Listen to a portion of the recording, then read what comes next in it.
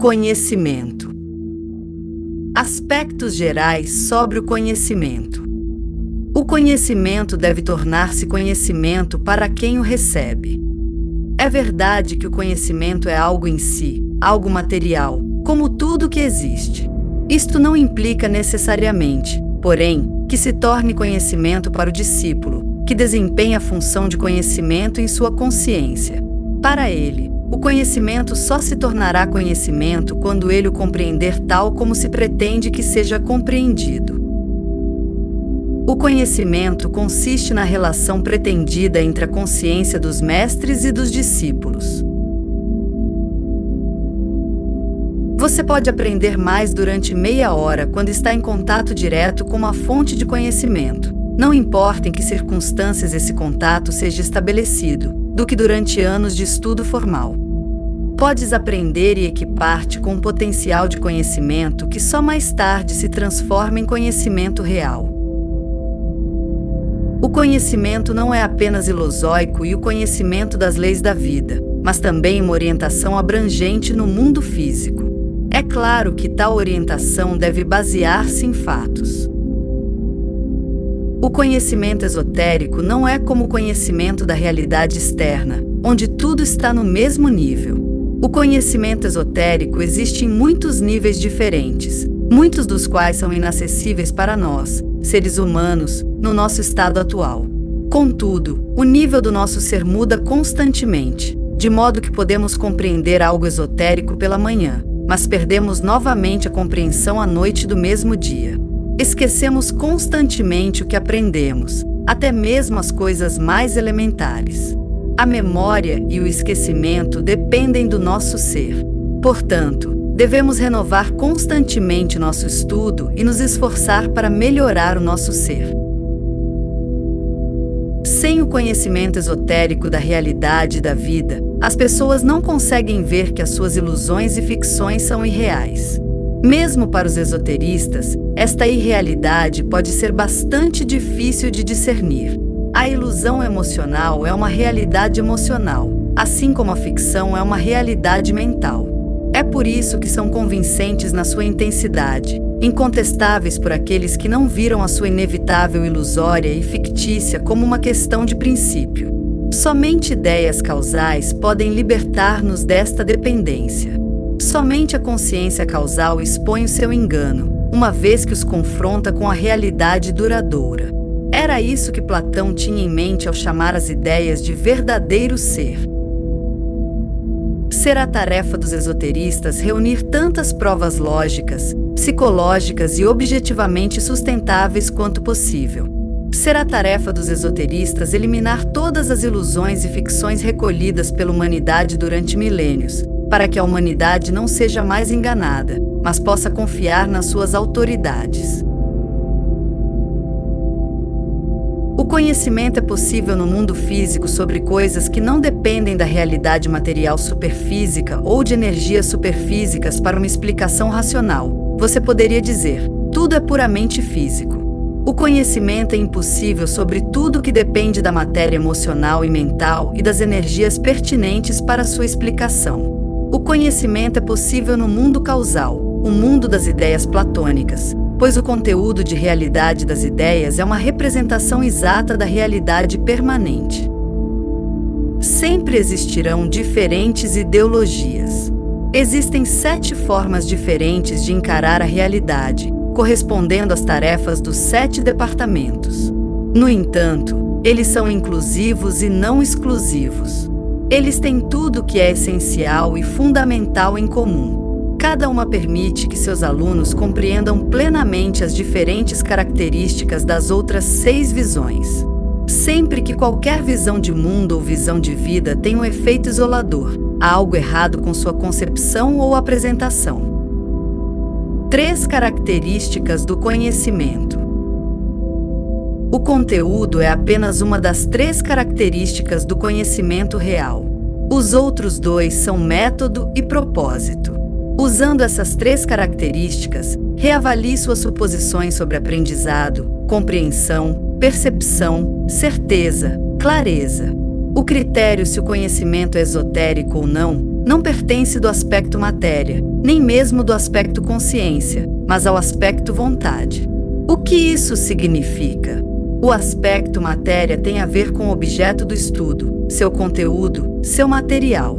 Assim, o fato de você estar estudando coisas esotéricas não é o ponto decisivo, porque tal estudo pode ser realizado em um nível muito baixo. A astrologia que você encontra nas revistas semanais, o interesse por vidas anteriores despertado pela curiosidade e pela autoimportância.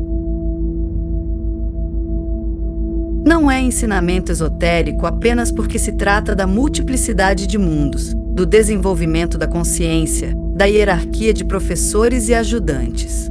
Só temos o ensinamento esotérico quando a informação sobre tais realidades superfísicas é dada em circunstâncias que possam ter o efeito de elevar a consciência daqueles que a recebem.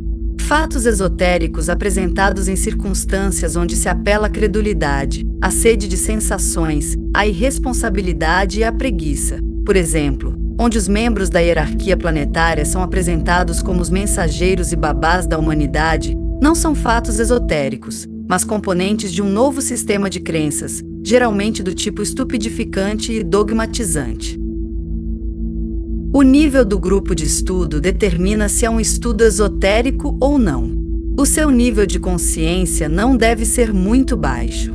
No entanto, este não é o verdadeiro critério que determina se o grupo se dedica ao estudo esotérico ou não. Como dito, o critério está apenas no aspecto da vontade. Vejamos, os membros do grupo se esforçam para melhorar o seu ser, tentam superar as suas fraquezas, para realizar os seus potenciais adormecidos? Está o seu trabalho em conformidade com o propósito geral? Está o seu trabalho em conformidade com o plano para a evolução de toda a vida? O que acabamos de dizer aqui está relacionado com a divisão em seres ílicos, médiuns e pneumáticos explicada no artigo sobre ser.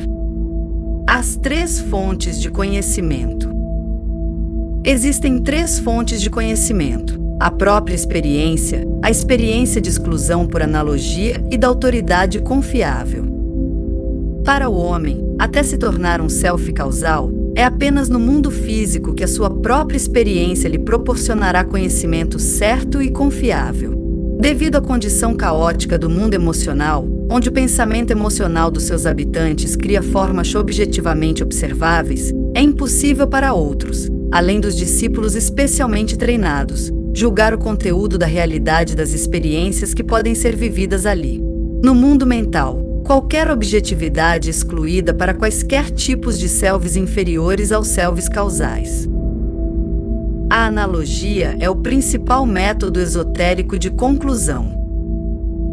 Apenas os selves 45, mestres esotéricos, são considerados autoridades totalmente competentes nos 3 mundos do homem, 47 a 49.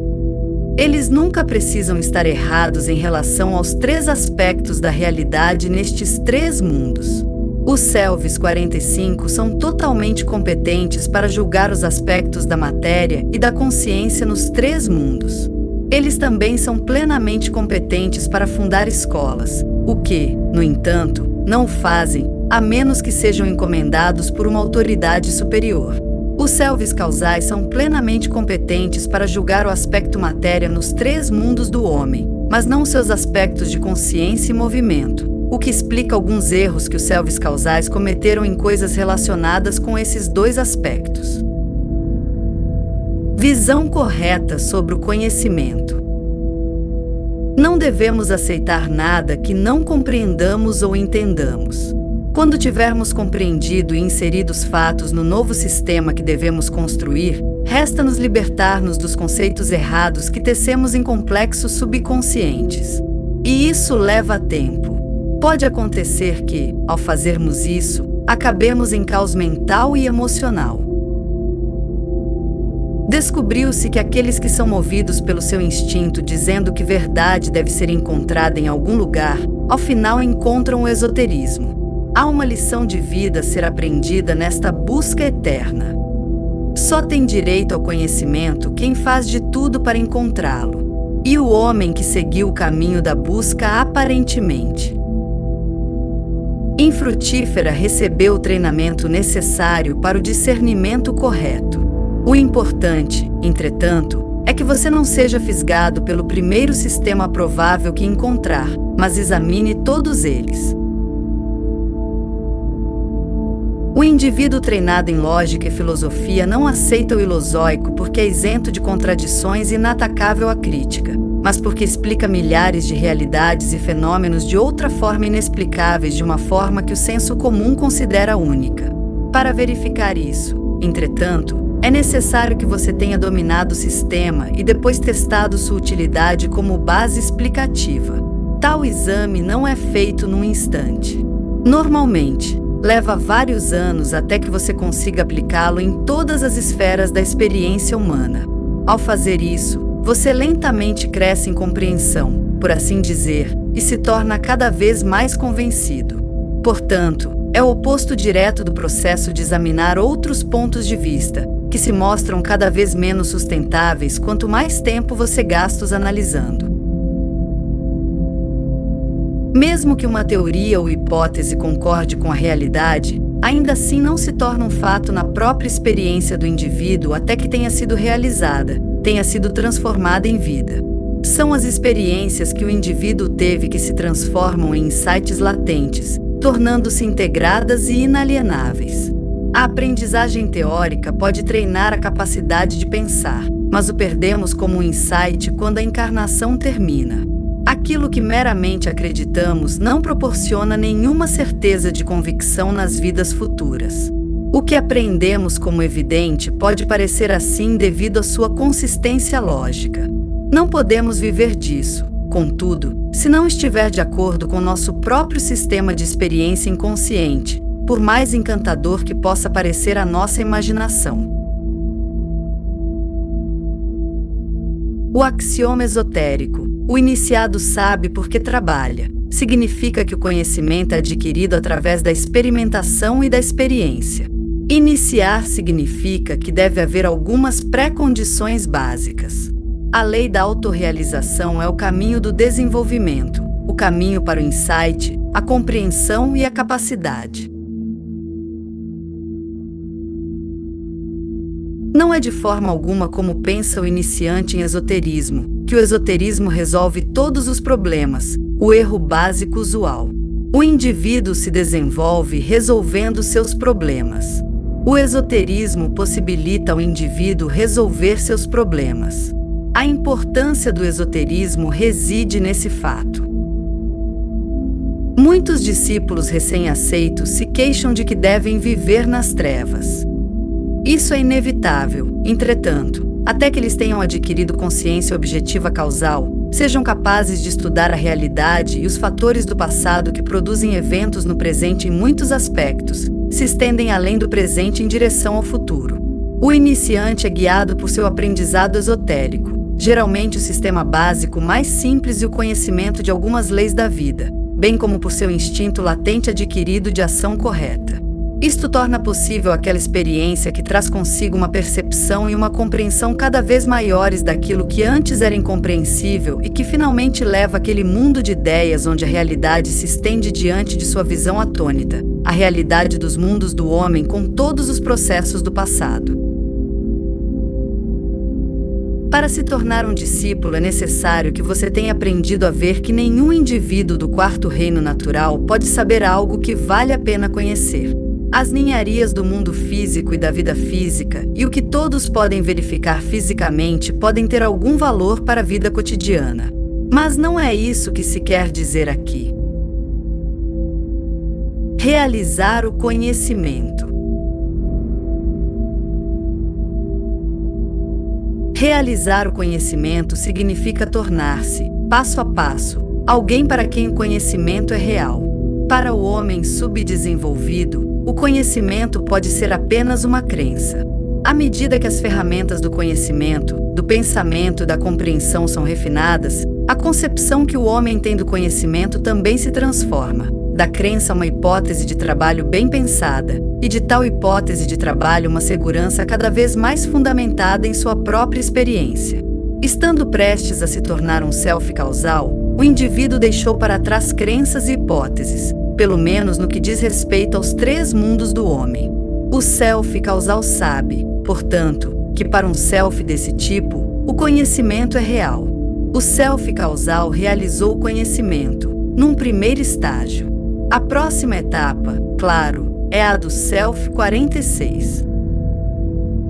Mesmo antes de nos tornarmos selves causais, antes do conhecimento ser real para nós, podemos ser, viver, agir, como se o conhecimento fosse real. Quanto mais e melhor o fizermos, mais rapidamente nos aproximaremos daquele estado em que o conhecimento será real para nós. O conhecimento é necessário, mas é praticamente inútil se a consciência que existe no conhecimento não manifestar também o seu aspecto energético. O conhecimento das energias e da sua utilização é o que permite evoluir, no que diz respeito ao indivíduo, alcançar o 5º reino natural. Muitas dificuldades surgem porque não utilizamos a energia do nosso conhecimento. Todas as expressões de consciência são simultaneamente expressões de energia. E se as energias não forem libertadas para a ação, então terão de encontrar outras saídas, e isso será, em regra, prejudicial para nós próprios, num aspecto ou outro. Essa é uma das razões pelas quais o conhecimento esotérico deve ser mantido em segredo daqueles que não sabem como colocá-lo em prática. Aprendizagem, conhecimento e sabedoria. Aprendizagem, informação, conhecimento e sabedoria devem ser distinguidos. A aprendizagem é mera informação acumulada, dados sobre todo tipo de coisas. Estes dados não precisam de ser verdadeiros, não precisam de estar de acordo com a realidade. Mesmo que sejam verdadeiras, podem ser fatualmente insignificantes ou não essenciais em algum contexto importante. Os fatos que são em si corretos podem tornar-se sem sentido ou enganosos ao terminarem num contexto errado. Da mesma forma, um dado errado entre os fatos corretos pode distorcer toda a apresentação. Aprender não é nada ruim. Cumprir uma função ao seu nível é importante como etapa do desenvolvimento intelectual do homem. O que é percebido como oposição esotérica e crítica à aprendizagem, na verdade, não é uma crítica à aprendizagem em si, apenas a tendência de ver a aprendizagem como algo que não é. É visto que muitas vezes que os eruditos não compreendem que existe algo além da aprendizagem, algo muito mais elevado. Você deve sempre se esforçar por algo que esteja em um nível superior ao seu estado atual se quiser progredir, também em seu próprio campo. O conhecimento nada mais é do que fatos, fatos importantes, colocados nas suas corretas relações entre si, de modo a formarem um contexto que é essencial do ponto de vista fatual. Muitos contextos, corretamente combinados num todo maior, formam um sistema de conhecimento. Conhecimento não é o mesmo que aprendizagem expandida. Nenhuma expansão do aprendizado, por maior que seja, pode substituir o conhecimento. O conhecimento é superior à aprendizagem, não no aspecto quantitativo, mas no aspecto qualitativo. O que distingue qualitativamente o conhecimento da aprendizagem é o crescimento da compreensão, a elevação da consciência. Sabedoria é conhecimento aplicado de maneira conveniente em ação. Não mais do que um mero aumento quantitativo de aprendizagem produz conhecimento. Não mais do que um mero aumento quantitativo de conhecimento produz sabedoria. Tal como o elemento qualitativo distingue o conhecimento da aprendizagem, tal elemento qualitativo distingue a sabedoria do conhecimento. Este elemento qualitativo, no que diz respeito à sabedoria, é a experiência trabalhada pelo indivíduo. É tentando aplicar seus conhecimentos, cometendo erros e aprendendo com eles, trabalhando nesses erros, que o indivíduo cresce em sabedoria. A palavra grega sophos é geralmente traduzida como sábio, de modo que Sofia é sabedoria, filósofo será então um amante da sabedoria, etc. Na sociedade grega antiga, no entanto, um sapateiro habilidoso era considerado sófos em sua profissão tanto quanto um professor de sabedoria em sua especialidade. Uma tradução mais exata de sófos, portanto, é hábil em sua função, hábil na ação. Assim, sabedoria é o mesmo que capacidade de aplicar o conhecimento, habilidade em ação. Sabedoria é prática. O conhecimento é mera teoria. É claro que a ação não é suficiente. A sabedoria é ação com qualidade, a qualidade da consciência. A sabedoria é o poder de realizar. Não há sabedoria se anteriormente não houver bom senso. Sem bom senso, a sabedoria não pode encontrar expressão. No esoterismo aplica-se a tese de que o conhecimento não precede experiência, mas resulta dela. Aprendemos vivendo, fazendo nossas próprias experiências na vida. O conhecimento que recebemos antes da experiência tem outro significado através da experiência. O conhecimento também não nos proporciona o poder de realizar.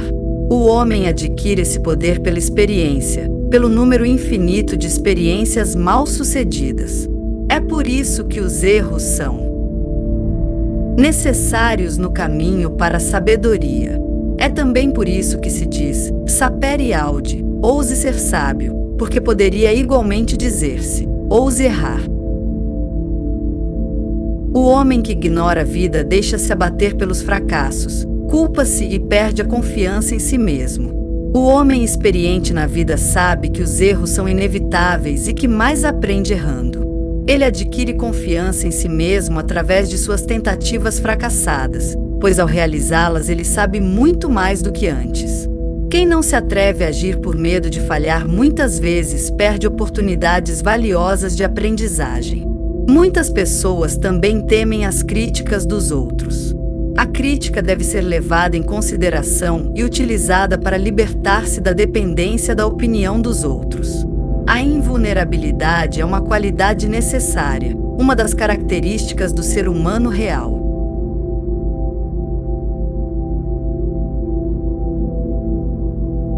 Assim como existe um processo de evolução que conduz o indivíduo do aprendizado ao conhecimento e do conhecimento à sabedoria, existe um processo de involução que atinge indivíduos e grupos inteiros para que não tomem cuidado. O que aconteceu com a sabedoria que decaiu em conhecimento?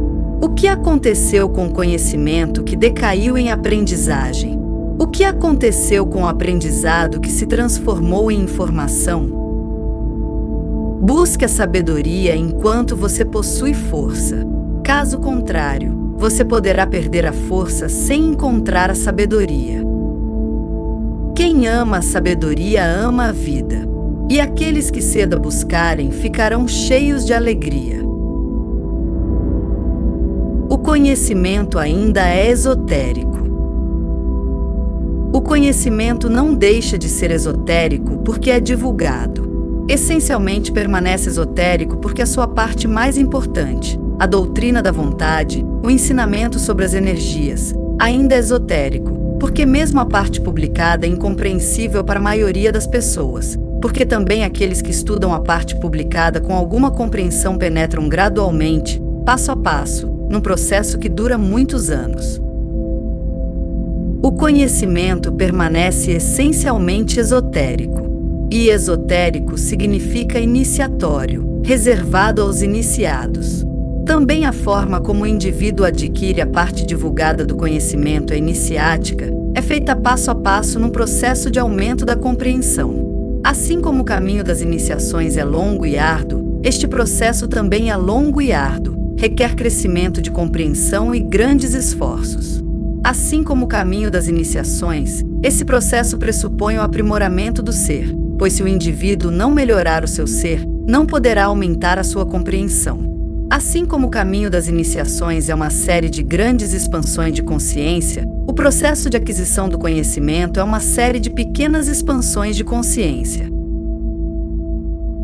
A conexão do conhecimento e do ser. É importante estudar, tanto do ponto de vista individual como do geral, de como o ser está conectado com o conhecimento. Nenhum aumento de conhecimento por si só melhora o ser. E nenhuma melhoria do ser em si aumenta o conhecimento. Mas existem muitas conexões importantes entre o aumento do conhecimento e a melhoria do ser. Todos os discípulos estudam essas conexões em dois temas: conhecimento no ser e estar no conhecimento, ou seja, 1. O que no aprimoramento do nosso ser podemos usar para aumentar o nosso conhecimento? 2. O que podemos usar no aumento do nosso conhecimento para melhorar o nosso ser? O primeiro tema, conhecimento no ser, trata principalmente da remoção de obstáculos à recepção do conhecimento como ele é, e não como o eu, falsa personalidade, ser não melhorado, deseja que seja. Tais obstáculos se devem a deficiências ou atitudes errôneas do ser do discípulo. As reações negativas e as visões negativas do conhecimento surgem de ilusões e ficções. À medida que o discípulo melhora seu ser, ele os acompanha e eventualmente entende como surgiram. O segundo tema, estar no conhecimento, trata principalmente de maneiras de compreender melhor aquelas partes particularmente importantes do conhecimento que explicam a evolução da consciência em diferentes escalas, desde processos cósmicos, sistêmicos solares e planetários até as condições individuais. Através do estudo das leis da vida, da lei da autorrealização e da lei da ativação em particular, o discípulo recebe muitas ideias importantes sobre como trabalhar para melhorar o seu ser. Também o seu estudo teórico da hierarquia planetária e do discipulado, isto é, os irmãos mais velhos, o seu trabalho e as condições para aderir gradualmente à sua organização e ao seu trabalho, deverá eventualmente proporcionar ao discípulo uma melhor compreensão e motivação para o seu trabalho em seu próprio ser. Também a sua visão de que a vida, tanto em grande escala, cósmica, solar sistêmica, etc., como em pequena escala, ele próprio, tem um profundo significado em proporcionar ao discípulo uma forte força motriz para o seu trabalho de mudança do seu próprio ser. Essa força motriz ou motivação está ausente naqueles que acreditam que vivemos apenas uma vida.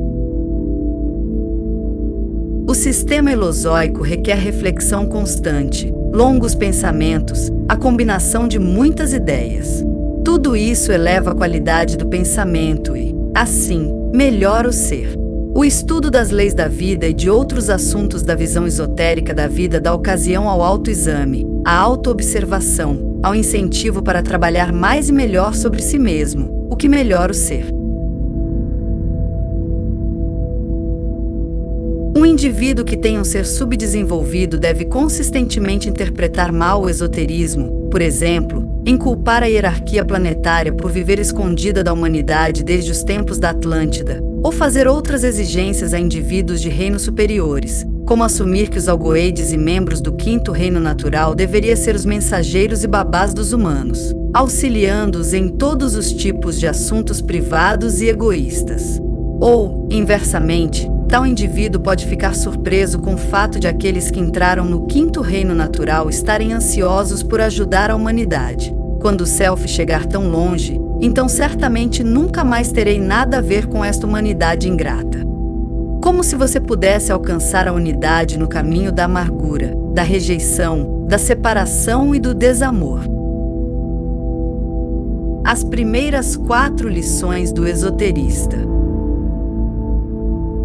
A primeira lição que o esoterista deve aprender é que tudo o que ele acreditou, pensou e presumiu até agora bastante errôneo. Baseia-se na imaginação da ignorância da realidade e da vida.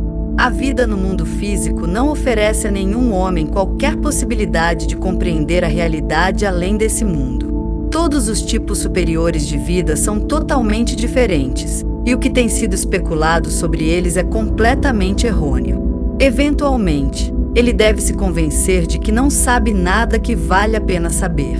O conhecimento da realidade só pode ser adquirido no quinto reino natural.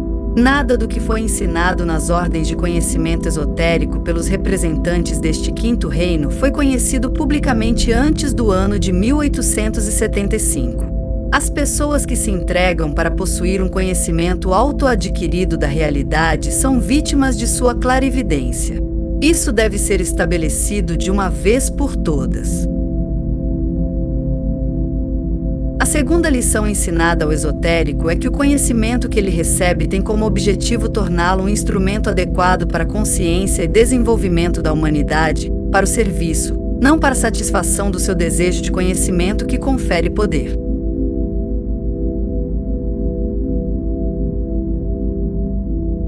A terceira lição ensinada ao esotérico é que a aquisição de conhecimento não é uma brincadeira de criança, mas significa trabalho e labuta, trabalho árduo, trabalho incessante, trabalho inacabado, que você não pode acelerar para um desenvolvimento que normalmente leva milhões de anos sem um esforço considerável.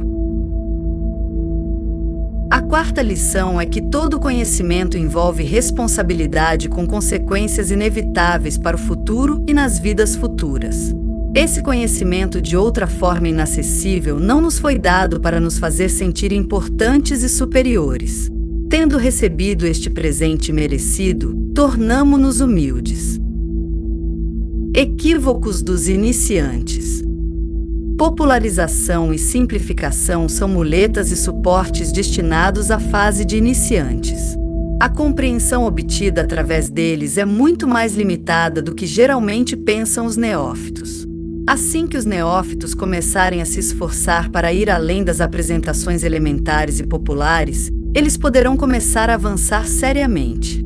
Para que tal esforço seja coroado de sucesso, seu ser deve primeiro ser melhorado. É extremamente comum o erro de confundir o conhecimento com a forma dialética que ele deve ter para ser apresentável ao intelecto humano. Dialética, argumentação lógica e consistente, definições de conceitos, tudo isso certamente deve ser dominado, e nada disso deve permanecer obscuro ou inexplicável na mente dos discípulos. Mas, mais cedo ou mais tarde, terão de aprender o conhecimento despojado da dialética. Os neófitos tendem a discutir entre si sobre vários detalhes que não têm significado para a visão total desejável, a especular sobre assuntos sobre os quais nada podem saber, a exigir saber isto ou aquilo, além da grande quantidade de conhecimento que já lhes foi transmitido. Tudo isso é inútil e obstrutivo ao desenvolvimento da consciência superior. Eles deveriam se perguntar: como dominei tudo isso que me foi ensinado até agora? Dominei até mesmo seus elementos? Meu ser melhorou tanto quanto meu conhecimento aumentou? Estou preparado para pagar por tudo que exijo e como paguei até agora?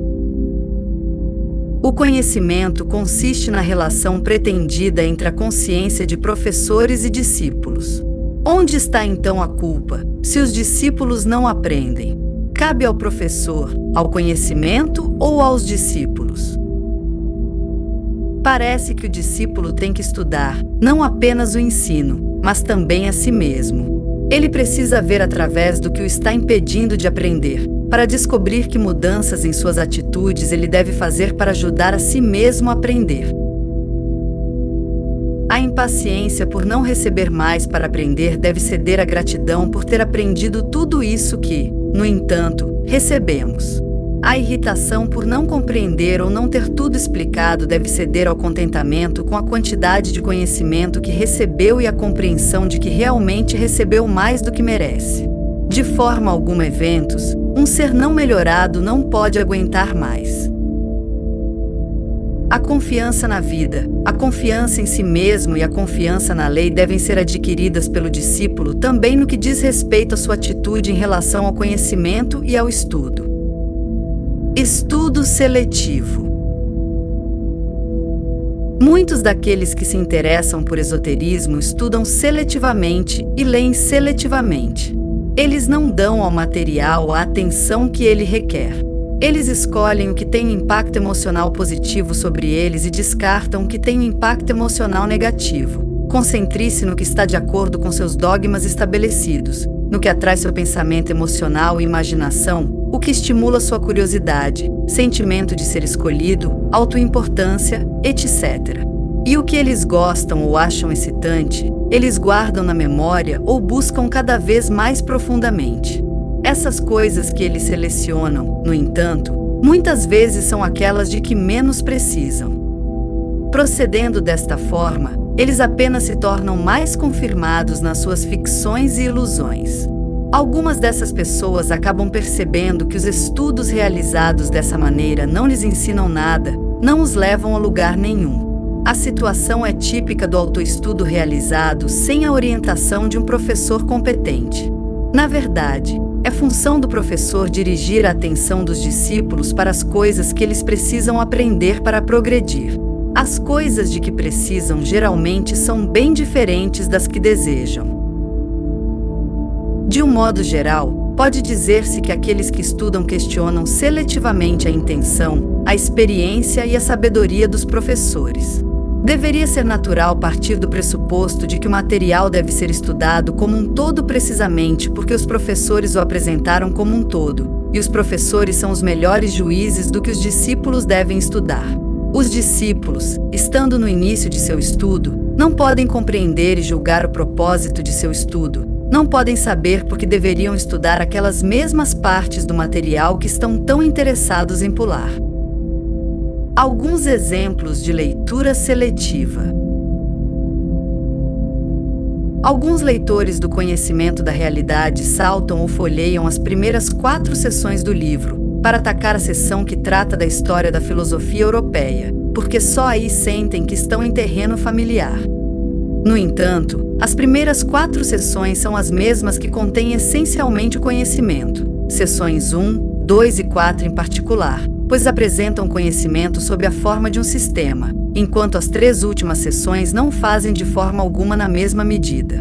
Outros leitores leem apenas as 4 primeiras seções, e deixam a seção de filosofia de lado porque, como dizem, não entendem de filosofia. Embora o procedimento deste último grupo é melhor do que o anterior, no entanto, isto é um erro. Há também muitos insights esotéricos importantes na seção sobre filosofia, uma vez que Lawrence critica os erros e enganos dos filósofos do ponto de vista elosóico. É um excelente método pedagógico ensinar os pontos de vista corretos, os contrastando com os errôneos. Além disso, esta parte do livro é um longo exemplo de pensamento em perspectiva, uma faculdade que o aspirante esoterista deveria praticar. O número de átomos não é infinito, mas tão grande que é impossível para o homem calcular. Ver o conhecimento da realidade, 5.11.9. Um exemplo, da seção sobre filosofia, de pensamento em perspectiva que contradiz aquele pensamento em opostos absolutos e aquela falta de proporção que caracteriza o pensamento emocional e a mentalidade inferior em geral. Outro exemplo. Alguns leitores consideram supérfluo o ensaio sobre os gnósticos no conhecimento da vida. Trata-se de coisas que não têm qualquer relação com os nossos tempos, pensam eles. Mas acontece. Descreve como, na última transição de uma época zodiacal para a seguinte, inúmeras doutrinas falsas, distorções do esoterismo, ganharam terreno, e como uma dessas falsas doutrinas, a pseudognóstica, tornou-se o cristianismo. Nos nossos tempos, estamos, mais uma vez, no meio de uma transição de uma época zodiacal para a seguinte. Estamos diante de um caos semelhante ao que prevaleceu na última transição zodiacal, nas seitas ocultas, no fenômeno da nova era, etc., com muitos traços em comum com os ensinamentos pseudognósticos. Assim, podemos compreender melhor a nossa época estudando épocas semelhantes no passado. O propósito dos ilosóicos. O propósito do sistema ilosóico é dar uma resposta compreensível à questão do significado e objetivo da existência, e é o único sistema que deu uma explicação racional. Nunca se pretendeu que fosse outra coisa senão uma visão de mundo básica, não uma visão de vida, contendo os fatos da realidade que são fundamentais para uma concepção correta da realidade e uma compreensão necessária da vida. Os ilosóicos apresentam os fatos básicos necessários para compreender os 3 aspectos da realidade e a estrutura do cosmos. Fornece a base teórica comum das diversas escolas pertencentes aos 7 departamentos ou que atendem às necessidades das pessoas nos estágios místico e humanista. Os ilosóicos fornecem a base. As diversas superestruturas deveriam receber outros nomes para evitar uma confusão de conceitos, que de outra forma seria inevitável. Assim, nenhuma escola tem o direito de usurpar o nome de Ilozoico. As novas escolas deveriam adotar novos nomes e não escolher nomes conhecidos da história. O sistema Ilozoico proporciona o melhor meio de expressão. A melhor terminologia permite o melhor método explicativo para a compreensão exata, na medida em que tal compreensão possa ser alcançada, da realidade cósmica para a humanidade em seu atual estágio de desenvolvimento. Permite uma clareza mental que não é possível com nenhum outro sistema. Os selves causais, vivendo no mundo causal das ideias, podem observar objetivamente a realidade material e acompanhar os processos da matéria nos mundos do homem, experimentar intuitivamente os fenômenos no aspecto da consciência e, portanto, não precisam de nenhum sistema mental. Contudo, os seres humanos são selves primeiros e não são selves causais.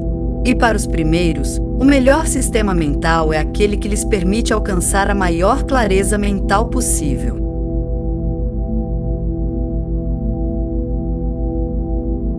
O verdadeiro sistema de conhecimento, devido à sua concordância com a realidade, atua como um imã, permitindo ao esoterista extrair o essencial de toda a aprendizagem, as ideias da realidade reduzidas à mentalidade ficcionalizadas no processo, e a refinando em ideias mentais verdadeiras, as ideias do bom senso.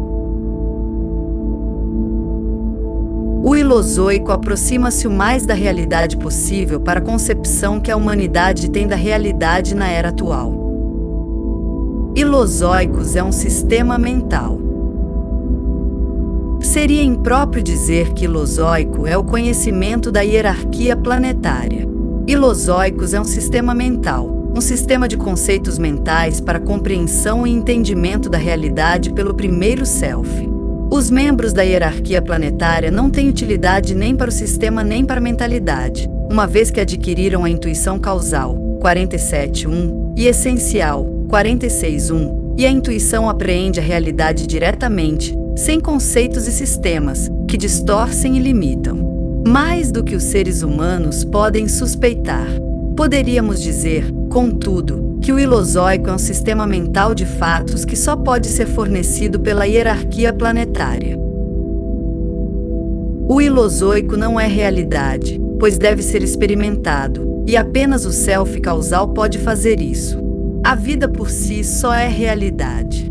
O self causal vê, ouve, etc. tudo nos mundos do homem como vemos e ouvimos no mundo físico.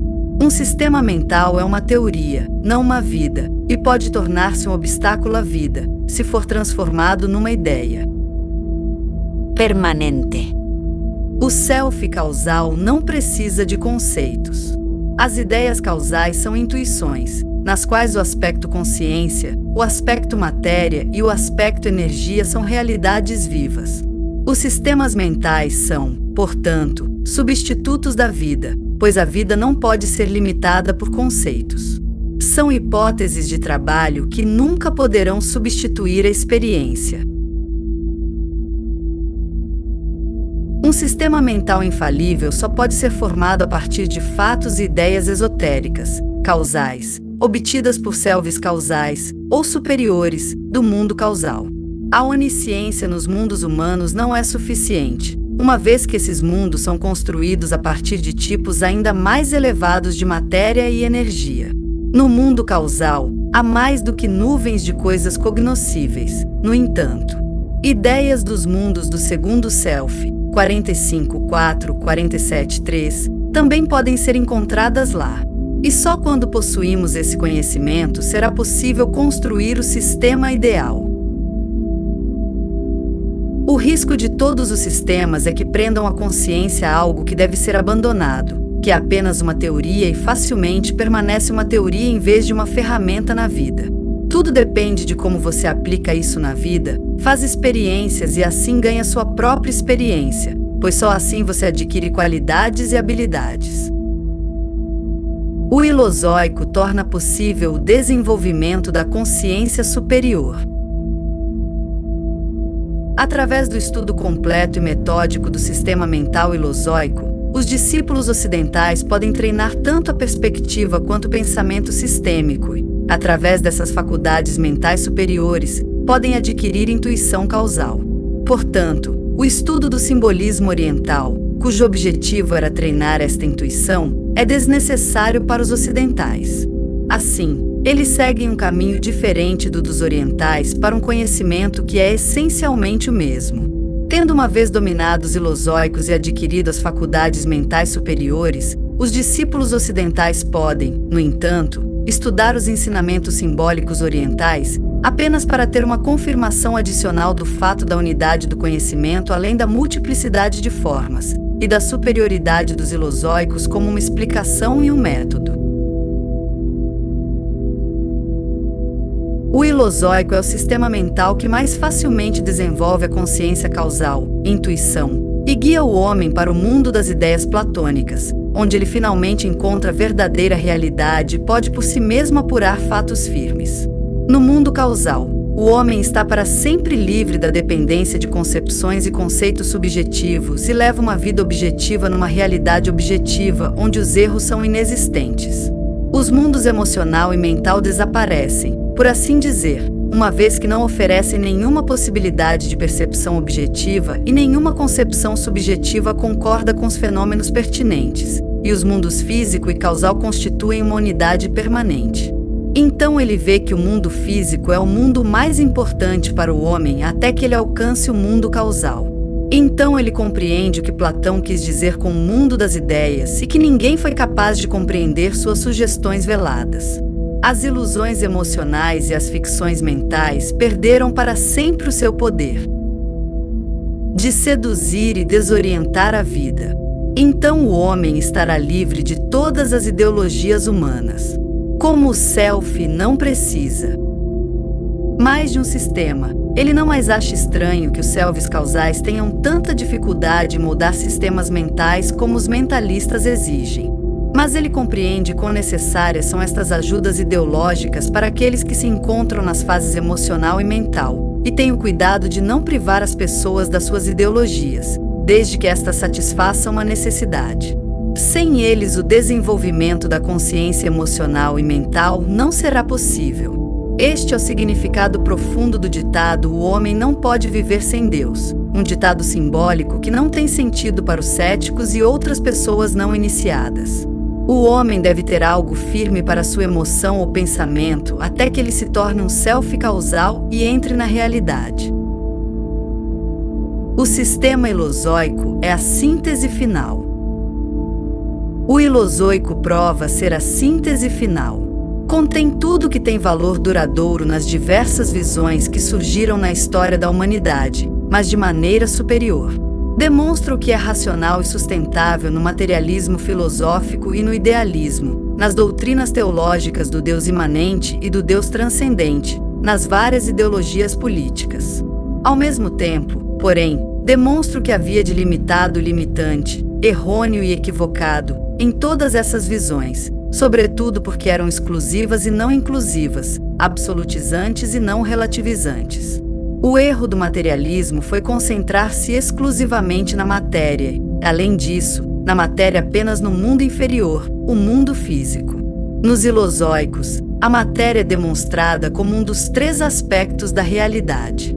O subjetivismo, autodenominado idealismo, era tão unilateral quanto o materialismo, pois concentrava-se exclusivamente na consciência.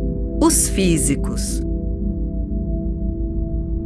modernos concedem à energia, à força ou ao movimento a posição soberana que os antigos filósofos concediam à matéria ou à consciência. No entanto, o movimento também é um aspecto da realidade juntamente com a matéria e a consciência.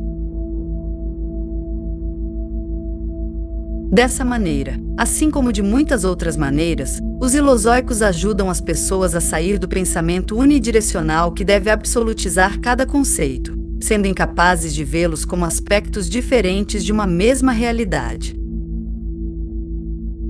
O que é revolucionário no ensino ilozoico é a ênfase no aspecto do movimento, no aspecto da energia, no aspecto da vontade.